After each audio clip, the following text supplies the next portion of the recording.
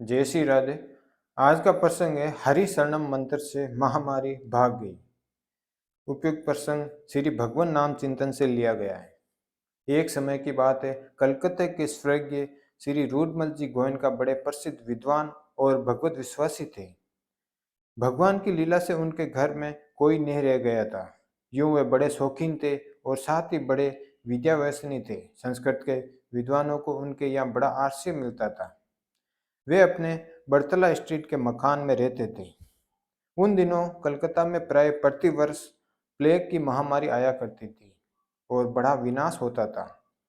रूडमल जी भी प्लेग से आक्रांत हो गए। बहुत तेज जबर था और दोनों ओर गिल्टें थी। घर में और तो कोई थे नहीं, उनके एक विश्वस्त सेवक थे। वे ही सब देखभाल करते थे।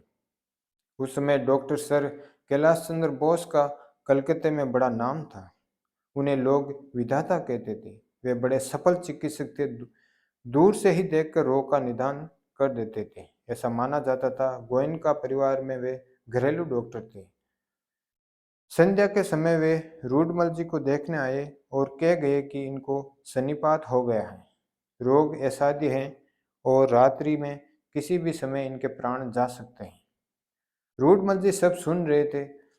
डॉक्टर सर कैलाश चंद्र लौट जाने के बाद उन्होंने अपने सेवक से गंगाजल मंगवाया। उससे शरीर पहुंचकर कपड़े बदले। भगवान श्री कृष्ण का बड़ा सुंदर एक चित्र था। उसको पलंग पर अपने सामने रखवा लिया और चारों तरफ तकिए लगाकर बैठ गए। सेवक से कहा, तू किवाड़ बंद कर लो और बाहर बैठ जाओ। डॉक्टर साहब रात को प्राण त्याग की बात कही गए हैं। यदि प्राण रहेंगे तो मैं जब आवाज दूं तब किवाड़ खोल देना, नहीं तो सवेरे किवाड़ खोलकर परिवार के अन्य लोगों को सूचना दे देना। सेवक के आज्ञा अनुसार बाहर से किवाड़ बंद कर दिए। प्रातःकाल 4 बजे उन्होंने आवाज देकर किवाड़ खुलवाए और सेवक से कहा कि मेरा शरीर स्वस्थ है, ब्राह्मण भोजन करवाना है, अतएव तू गंगा जी के घाट पर और अपने परिचित विद्वानों के यहाँ जाकर 100 ब्राह्मणों को निमंत्रण दे आओ। वे 10-11 बजे भोजन के लिए आ जाए और तुम लौटकर ब्राह्मण भोजन के लिए रसोई की व्यवस्था करो। आदेश के अनुसार सारी व्यवस्था हो गई। ब्राह्मण भोजन भली भांति संपन्न हो गया। ब्राह्मण दक्षिणा पाकर लौट गए। उधर श्री कैलाश बाबू गोयनका परिवार के ही एक अन्य घर में रोगी देखने गए थे।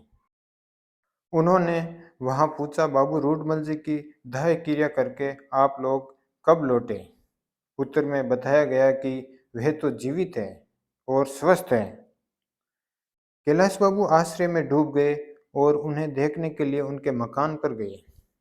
देखा तो वे सदा की भांति रेशमी पीताम्बर पहने, तिलक लगाए आसन पर बैठे हैं और चौकी पर रखे हुए चांदी के थाल में ब्राह्मणों का प्रसाद पा रहे हैं। सर कैलाश ने यह देखकर उनसे पूछा कि आप ये सब किसके कहने से खा रहे हैं? उन्होंने हंसकर उत्तर दिया, जिनकी दवा से अच्छा हुआ हूँ उन्हीं के कहने से। सर कैलाश बाबू ने यह निश्चय किया कि ये सन्निपात में है और जाते समय वे देख रेख करने वालों से ये कह गए कि ध्यान रखना, किसी भी समय इनका शरीर जा सकता है। 3-4 दिन बीत गए। डॉक्टर कैलाश बाबू को कोई समाचार नहीं मिला। तब एक दिन वे स्वयं आए। पता लगा कि रूडमल बाबू स्वस्थ है। ये उनसे मिले और पूछा, आप सर्वथा मरणासन थे पर अब आप स्वस्थ हैं। आपने क्या दवा ली, क्या किया जिससे आप आश्चर्यजनक रूप से स्वस्थ हो गए?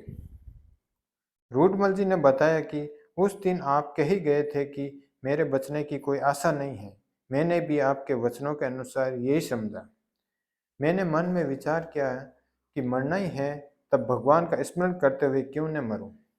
मैंने श्रीमद् भागवत के महात्म्य में पढ़ा था कि नारद जी ने सनकादि से कहा है, आप आपको काल प्रेरित जरा अवस्था कभी बाधा नहीं पहुंचाती और आप सदा सर्वदा 5 वर्ष की आयु के और नित्य निरोग इसलिए रहते हैं कि आप रात दिन निरंतर हरि शरणम मंत्र का जप करते रहते हैं।